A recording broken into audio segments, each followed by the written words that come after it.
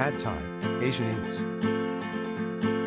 Ingredients: 250 grams packet rice stick noodles, 2 tablespoons of lime juice, 2 tablespoons of fish sauce, 2 tablespoons of brown sugar, 2 tablespoons of peanut oil, 2 chicken breasts, 500 grams of green prawns, peeled, deveined, 3 green onions, thinly sliced, 2 small red chillies, deseeded and chopped,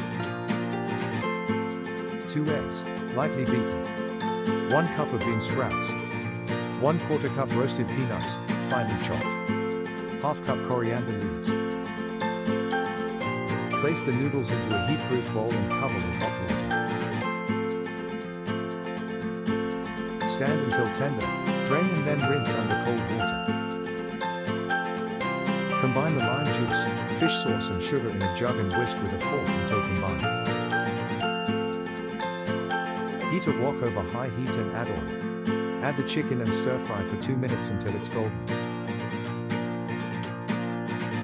Add the prawns, onions and chilies and stir fry for 2 to 3 minutes or until prawns turn pink.